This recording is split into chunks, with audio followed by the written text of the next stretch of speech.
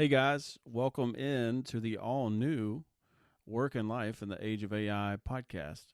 The podcast where we discuss all things AI as it relates to, you guessed it, work and life. I am your host, Jack Forrester. Just a note on the rebrand. I think I'd mentioned before, I was never really crazy about the title of the podcast. Is AI coming for your job? It does sound less than hopeful, and I am a optimist by nature, so I've been toying with that idea for some time. And as we do talk quite a bit about work, AI is certainly impacting every other facet of life, and we do discuss that. So I've been looking for something a bit more broad, and I think that new title captures that. And since there are no rules here in this game, you can do really what you want, and this is what I wanted to do, so here we are. In any case, if you do have questions or comments, you can send those to AI and your job at Gmail. That has not changed. Let me know what you do for work, how susceptible you think your job is to being augmented or replaced by AI. Also, please subscribe and rate the show and whatever platform you're utilizing to listen. So the last 2 weeks have been some of the heaviest weeks in AI news, really since ChatGPT launched late last year. And I know I say that from time to time, but it feels like things are still speeding up. And in an effort to try and highlight all of the relevant news stories from the past 2 weeks, we'll focus solely on headlines this week. So let's get into it. First up, from the New York Times, quote, AI muddies Israel-Hamas war in unexpected way, end quote.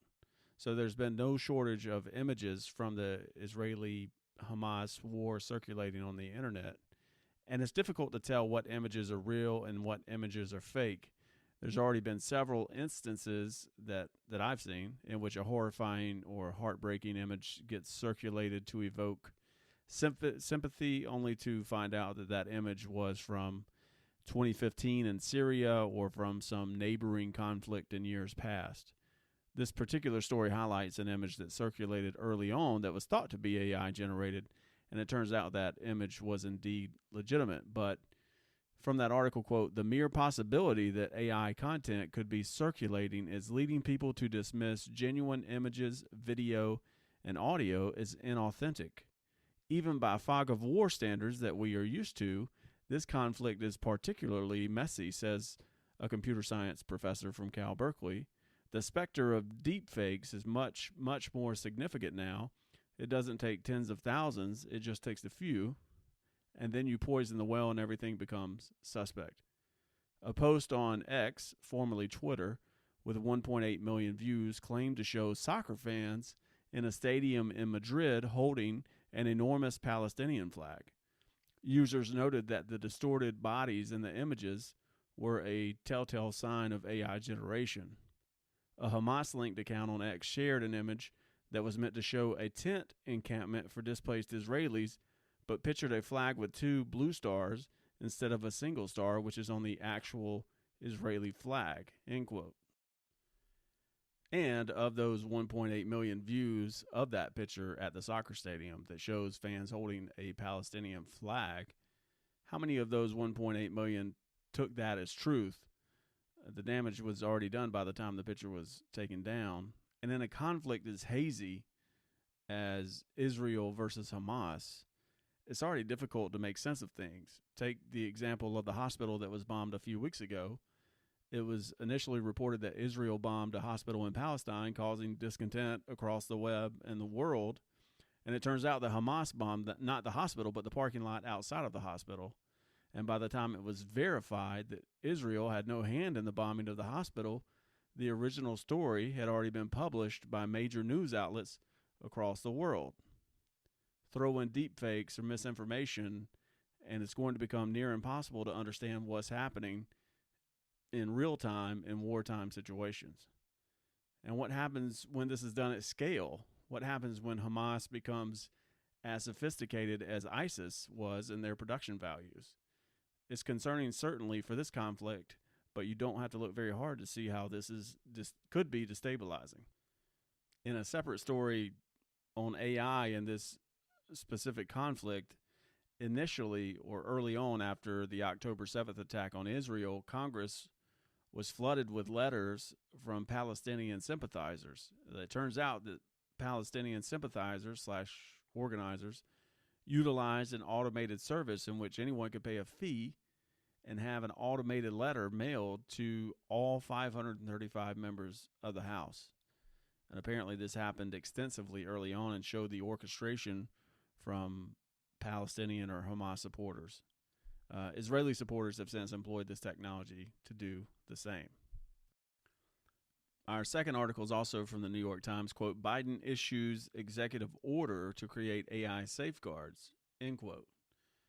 So President Biden signed a far-reaching executive order on AI, and quote, requiring companies report to the federal government about the risk that their systems could aid countries or terrorists to make weapons of mass destruction. The order also seeks to lessen dangers of deepfakes that could swing elections or swindle consumers.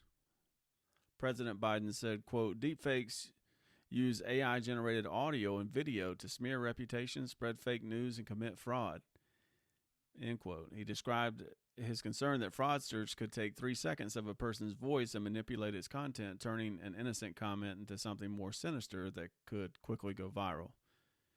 But the order issued by Mr. Biden, the result of more than a year of work by several government departments, is limited in scope. While Mr. Biden has broad powers to regulate how the federal government uses AI, he is less able to reach into the private sector. Though he said that his order represents bold action, he acknowledged that we still need Congress to act. Still, Mr. Biden made it clear that he intended the order to be the first step in a new era of regulation for the U.S. as it seeks to put guardrails on a global technology that offers great promise, diagnosing diseases, predicting floods and other effects of climate change, improving safety in the air and sea, but also carries significant dangers, end quote. So while it wasn't a congressional effort, it is nice to see something happening in the way of regulation on AI. Detractors that I've read have indicated that it will be difficult, if not impossible, to implement the safeguards that the executive orders require. Some of the goals of the executive orders are simply so general, it's difficult to see how it will go from theoretical to practical. It states things like establish new standards for AI safety and security, promote responsible innovation and competition, support workers, advance equity and civil rights, protect consumers, protect privacy and civil liberties, and there are others. I was certainly glad to see that support workers was one of the guidelines listed. I'm not sure what will come of it, but it's certainly tracking with leaders in Washington. So let's hope that more substantive regulation is passed congressionally in the short term.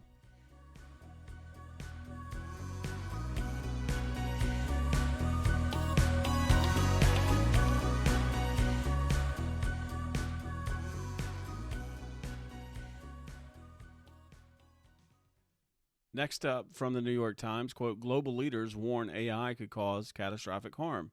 At a UK summit, 28 governments, including China and the U.S., signed a declaration agreeing to cooperate on evaluating the risk of artificial intelligence, end quote. So the heads of several major AI firms and government officials from 28 countries, including China, I'll say that again, met at an AI summit in the UK a few weeks ago.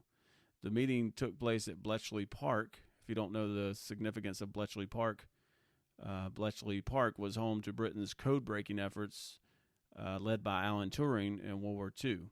So Alan Turing is thought to be a central figure in the history of, computation and AI subsequently. So the setting for the summit was calculated. Britain is looking to find its identity on the world stage and appears it will do so through AI. Britain is thought to be at the forefront of AI development, probably second tier just behind the U.S. DeepMind, which is Google's AI group, was founded in Britain before it was bought by Google and remains there. So Britain certainly has some credentials when it comes to AI. In any case, Rishi Sunak, the British PM, released the Bletchley Declaration, which was signed by representatives from the 28 countries. According to the futurist or the technologists that I follow, even the most cynical, think that the summit and declaration will be an important footnote in our AI future, as it was the first concerted international effort to deal with this technology. And I'll link to that declaration in the show notes. The declaration is what you might think it would be. It speaks generally about AI risk and coordination between relevant parties. It did not set any specific goals. It will certainly be interesting to see how much cooperation happens after this summit between the countries listed. The big question mark here is China. How cooperative will they be? It's difficult to know. While China's not exactly a closed society, China will be difficult to read on this front like many others. There will be additional summits. A second summit is scheduled in the spring for South Korea and a third in France the following year. There was also some conversations between key AI figures that took place at the summit that we'll highlight in later episodes.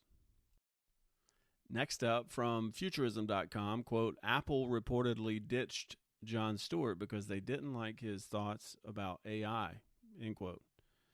So that's really all we know. We don't know what Jon Stewart's position was or is on AI as it relates to China. What we do know is that Jon Stewart's show was on Apple TV, and Apple has a very keen interest in placating the Chinese government, as China is home to a significant market for Apple and for Apple product production. So Apple is in no position to rock the boat with China, and Jon Stewart is known to have opinions that rock the boat.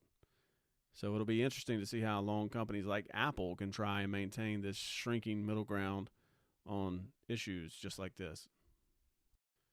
Next up, from Forbes, quote, Elon Musk's artificial intelligence startup, XAI, will merge with X, formerly Twitter, after releasing rebellious Grok chatbot, end quote.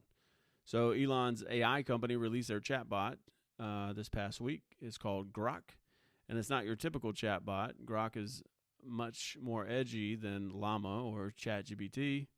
This should surprise no one, as Elon likes to differentiate himself amongst his peers. The plan to merge XAI with X, or formerly Twitter, should also surprise no one. While X, or Twitter, has gone down in value since Elon bought it, many folks speculated that Elon's purchase of Twitter was a calculated move, specifically for data. And as we've discussed, large language models like ChatGPT or Grok operate on data. Buying Twitter would give Elon massive amounts of data to fund his AI efforts. You couple Twitter or X data with Tesla's massive amounts of data, and Elon's probably playing chess while everyone else is playing checkers.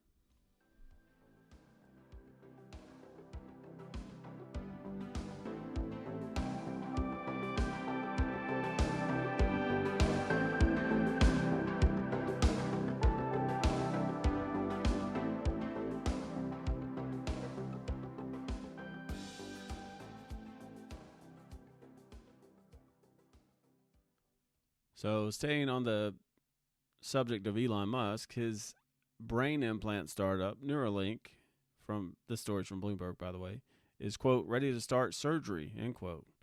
We've discussed Neuralink here in the past. Neuralink is looking to integrate the biological with the synthetic.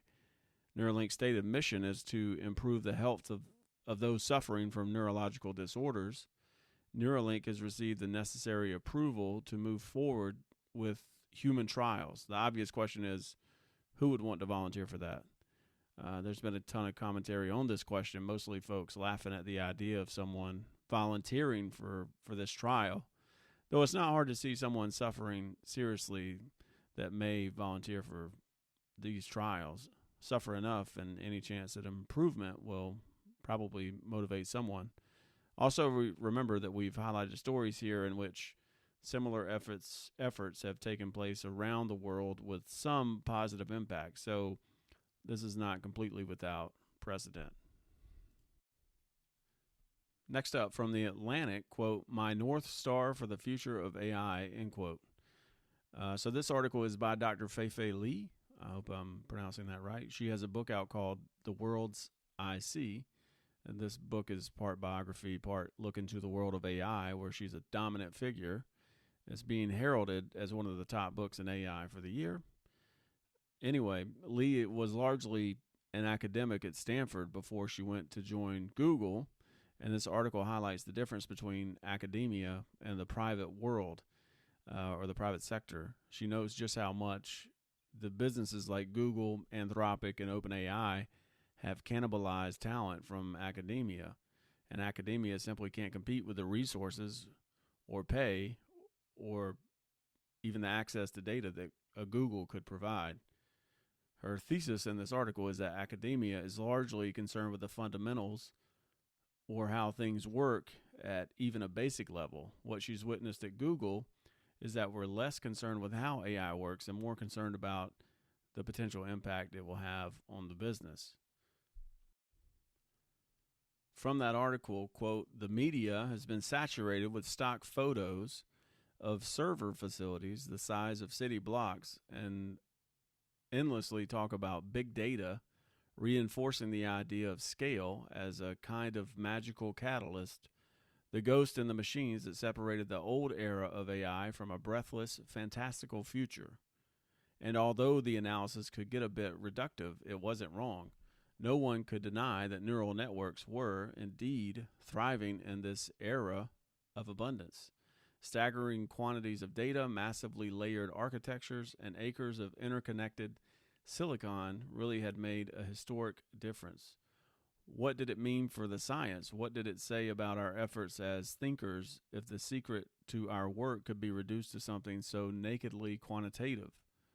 To what felt, in the end, like brute force, if ideas that appeared to fail given too few layers or too few training examples or too few GPUs suddenly sprang to life when the numbers were simply increased sufficiently, what lessons were we to draw about the inner workings of our algorithms? More and more we found ourselves observing AI empirically as if it were emerging on its own, as if AI were something to be identified first and understood later rather than engineered from first principles. The nature of our relationship with AI was transforming, and that was an intriguing prospect as a scientist. But my new perch at Google Cloud, with its bird's eye view of a world ever more reliant on technology at every level, sitting back and marveling at the wonder of it all, was a luxury we couldn't afford. Everything that this new generation of AI was able to do, whether good or bad, expected or otherwise, was complicated by the lack of transparency intrinsic to its design. Mystery was woven into the very structure of the neural network, some colossal manifold of tiny, delicately weighed decision-making units, meaningless when taken in isolation, staggeringly powerful when organized at the largest scales, and thus virtually immune to human understanding. Although we could talk about them in a kind of theoretical, detached sense, what they could do, the data they would need to get there, the general range of their performance characteristics once trained, what exactly they did on the inside from one invocation to the next was utterly opaque, end quote. So Dr. Lee here is talking about what we've talked about it here before too, is these large language models, we really don't know how they operate. It is sort of ambiguous. There is some general idea, but we don't understand it completely. And when you're dealing with a technology like this, it seems important to understand it completely. And since she's working at Google, one of the biggest technology firms in the world, it is a bit concerning to hear that from someone on the inside. And her hope is that either there will be a pivot back to academia or industries will be forced to reinstitute the tools they learned in academia.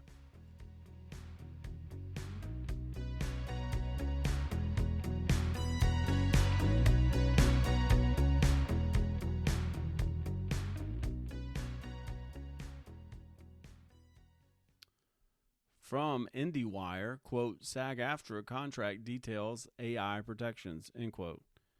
So, for 118 days, the union has been on strike, hoping to strike a new deal. It turns out that the biggest sticking point between the two parties was AI, or at least, quote, the battle for actor protection from generative AI and the use of synthetic performers end quote, which was still being fought in the final hours of negotiation. So from that article, quote, the actors' language around AI is far stronger than what the writers got in their deal, and certainly more than the directors. SAG-AFTRA says the employers have to be specific about how an AI model is being used, not just informed through boilerplate language. They're required to notify the guild and performer when AI is being used. Actors will be paid equivalent to how their digital replica is being used. Background actors will also be protected from having their likeness used without their explicit consent. It even prevents the studio from no longer hiring background actors by using AI instead. And if a fake synthetic performer is created using features belonging to a specific actors, the studio must get that actor's consent as well, end quote. Though not all of Hollywood is excited about the deal, there are those in these circles who feel the language didn't go far enough, warning that it's only a matter of time before studios find ways around the provisions. For example, one industry insider with knowledge of the agreement stated that the most serious issue of all is the inclusion within the agreement of, quote, synthetic performers or AI objects, end quote. This gives the studios or streamers a green light to use human-looking AI objects instead of hiring human actors. This insider railed against the agreement because of this language, and if true, it would undercut the entire agreement. On a related note, there was a recent article in The Hollywood Reporter that highlighted an interview with Jeffrey Katzenberg, the DreamWorks founder. DreamWorks, one of the premier animators in Hollywood with movies like Shrek, Madagascar, and The Bad Guys. Speaking at a summit in Singapore, Katzenberg said that generative AI will cut the cost of animated films by 90%. Where will that savings come from? Well, from actors, or the lack of need for actors. Quote, in the good old days when I made animated movies, it took 500 artists 5 years to make a world-class animated movie. I think it won't take but 10% of that. Literally, I don't think it will take but 10% of that 3 years from now, end quote. So let's take a minute and stop and think about where we're at. We cover so many wild stories here in the AI world that it's often forgotten just how crazy the world is we're living in. The fact that humans are fighting to get protection for their digital likenesses in films is not something I don't think anybody would have predicted even 10 years ago, but here we are. Our next story is from the New York Times, quote, tech startups try to sell a cautious Pentagon on AI, end quote. So another story that shouldn't surprise anyone. One of the deepest budgets in the world is the U.S. defense budget. Any enterprising technologist should be trying to crack that code. Though the ramifications of getting it wrong are causing reluctance from the Pentagon. If you turn over decision-making to an AI and that AI kills the wrong person or group or village, what happens then? So from that article, quote, Israeli forces used a small Shield AI drone last month to search for barricaded shooters and civilian victims in buildings that had been targeted by Hamas fighters. The drone, called the Nova 2, can autonomously conduct surveillance inside multi-story buildings or even underground complexes without GPS or a human pilot. Shield AI is one of a handful of startups demonstrating the potential of cutting-edge technology to revolutionize warfighting tools and help the U.S. keep its military advantage over China, end quote. So I'm certainly not surprised that Israeli forces are already implementing these technologies. Israel is known to embrace emerging technologies for its defense. Perhaps that will expedite adoption amongst its allies. In any case, it will certainly be difficult for these AI startups to muscle their way in against giants like Lockheed and Northrop Grumman. I'm certainly they have AI groups within their companies. But the decision-making here is the big concern. Until this technology is more effective consistently than humans, it will be a difficult sell. But based on everything we've seen this year, that time is probably quickly approaching. And who stands to lose in that situation? Fighter pilots will certainly be the losers. Why risk humans when an AI can fly missions for you? Also from the New York Times, quote, OpenAI lets mom and pop shops customize ChatGPT, end quote. So in what may be the biggest AI story of the last few weeks, and that's saying something, OpenAI launched a new service called GPTs, which allows small businesses and individuals to build customized versions of ChatGPT. The new service is available to anyone using ChatGPT Plus, the paid version of the service, which costs $20 a month. So from that article, the new GPT service is aimed at a different audience, individuals and small businesses with no experience as software developers. Anyone can build a customized chat bot by providing a handful of instructions and, in some cases, uploading a few documents. When a bed and breakfast owner designs a bot that answers questions for guests, for instance, he or she might upload the B&B's existing guest manual. The owner might also ask the service to create a logo for the new bot using OpenAI's image generator, end quote. I've said before that OpenAI is leading this AI race because it delivers and delivers consistently. Just a few weeks ago, ChatGPT went multimodal. A few weeks later, anyone with a $20 subscription can create their own personalized GPT. There'll be more on this from this podcast in the coming weeks. This is, by all the pundits within AI, this is the biggest development from an AI lab since ChatGPT was launched last year. And that's hard to believe. So I'm still trying to wrap my head around that. So we'll discuss this more probably in the next episode.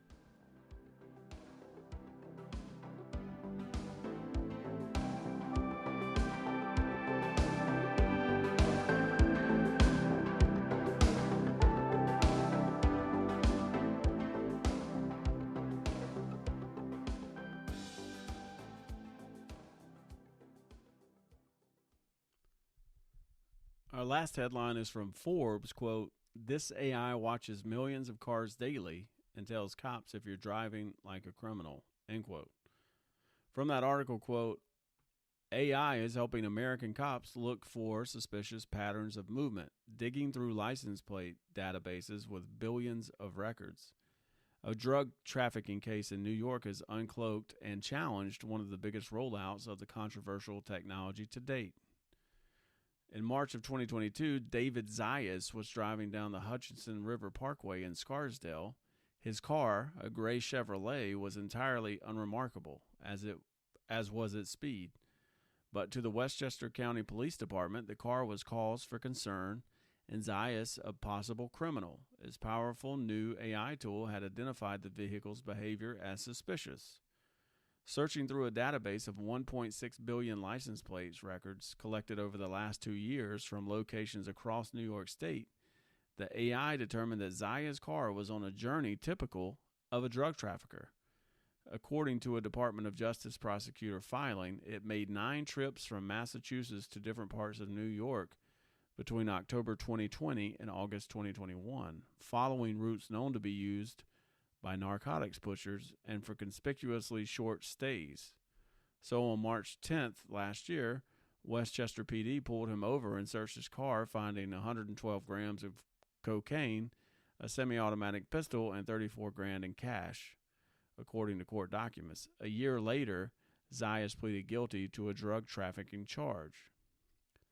The previously unreported case is a window into the evolution of AI-powered policing and a harbinger of the constitutional issues that will inevitably accompany it.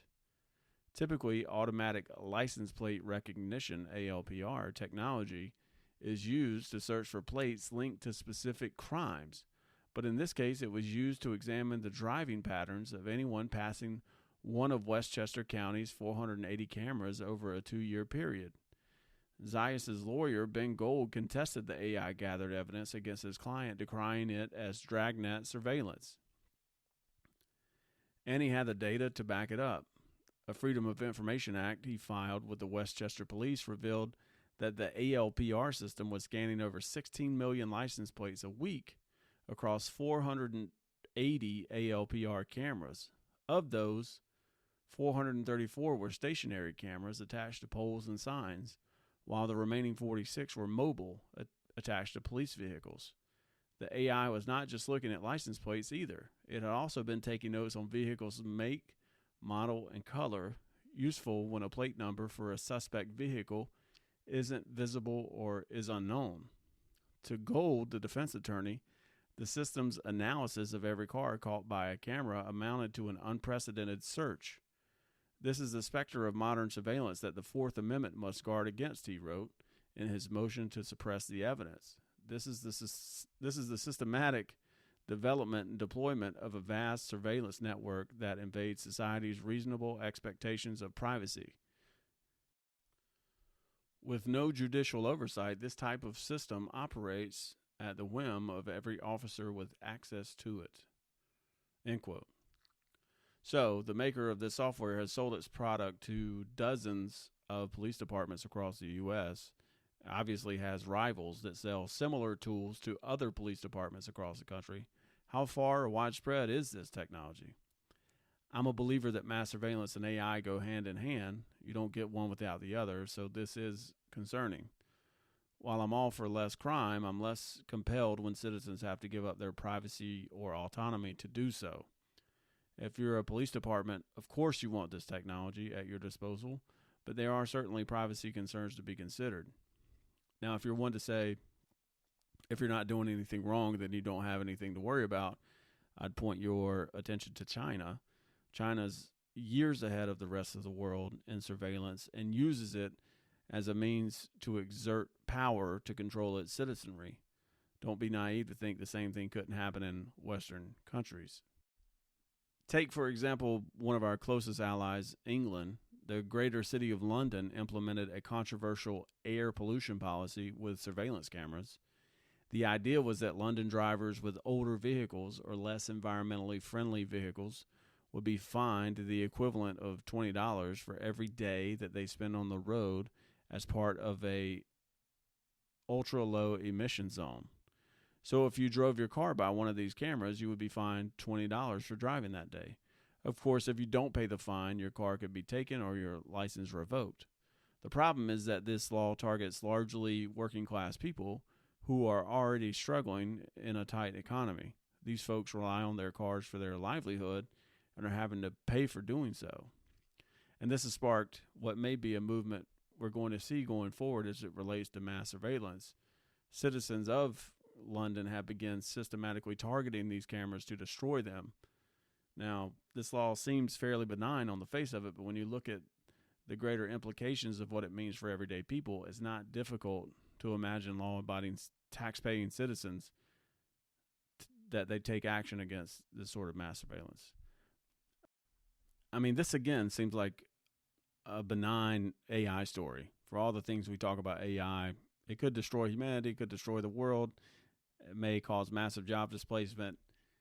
License plate reading seems like an easy win for AI, but there are unintended consequences for those folks who do drive those cars. So it'll be interesting to see how London deals with this law, if they backpedal on it or not.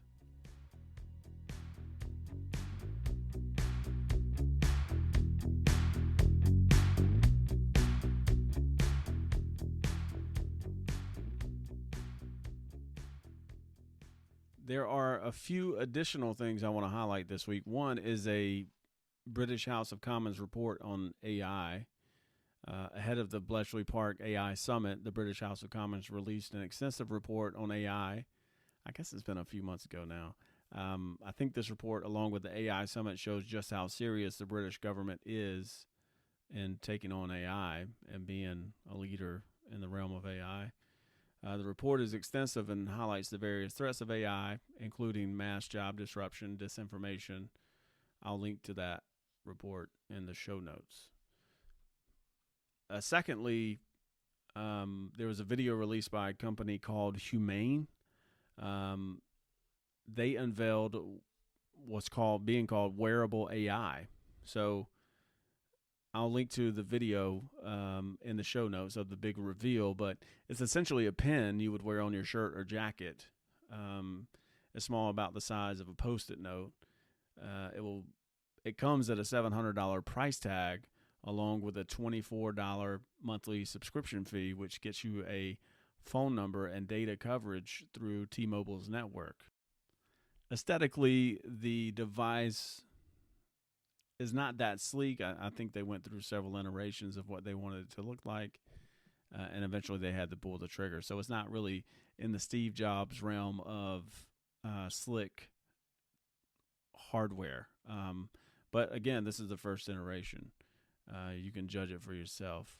But I think this is the first step to really having AI assistants or AI chatbot, something, an AI that's with you all the time, can see what you can see, can have a conversation with you throughout the day.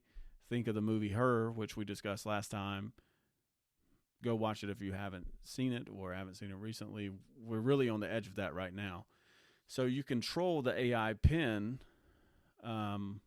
with a combination of voice control, camera, gestures, and a small built-in projector. It's not meant to always be recording or listening per the video, but it's hard to imagine that companies like this won't always be transmitting your data and your surroundings back to their servers. Now, this wearable pen is powered by ChatGPT, and the idea is for you to not have a product that you have to manipulate, meaning push buttons on.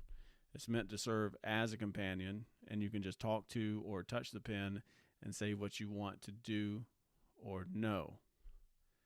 Again, this seems like the first step.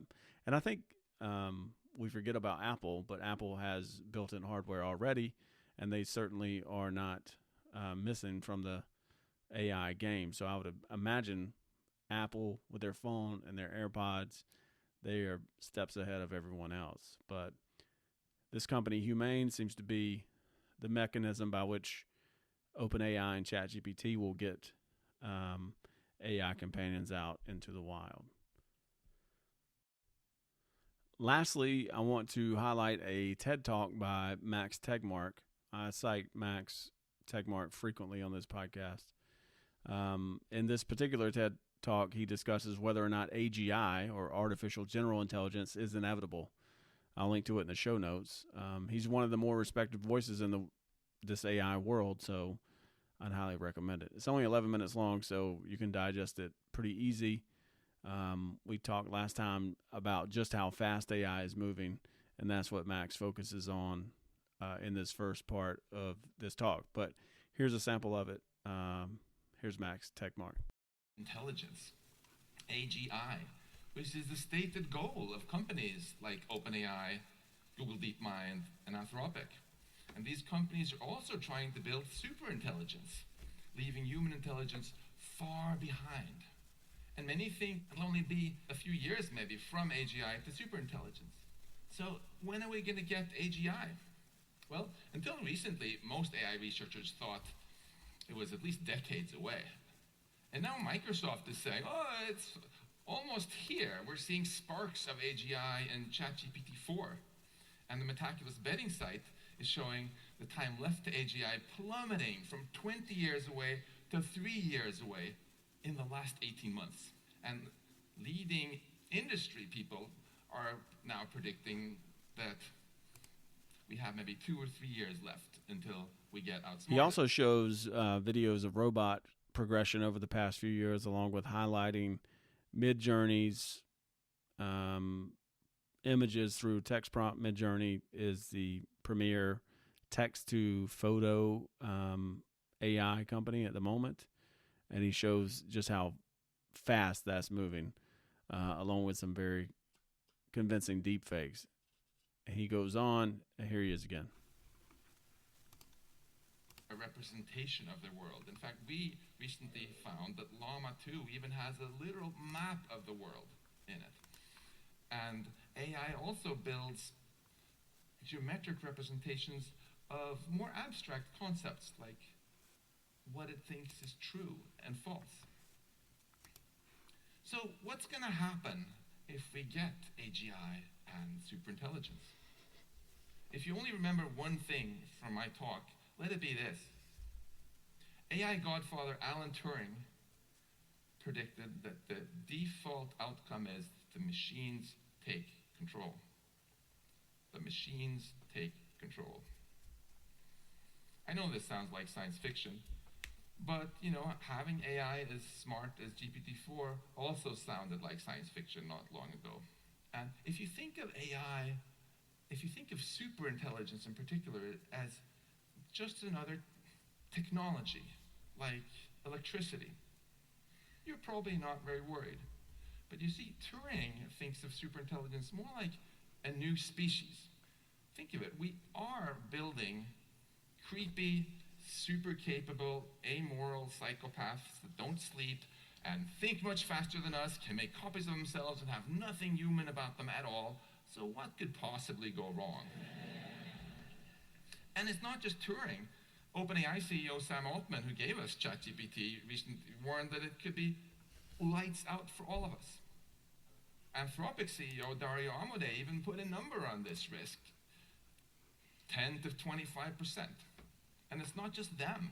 Human extinction from AI went mainstream in May when all the AGI CEOs and a who's who of AI researchers came out and warned about it. And last month, even the number one of the European Union warned about human extinction by AI. Again, go check it out.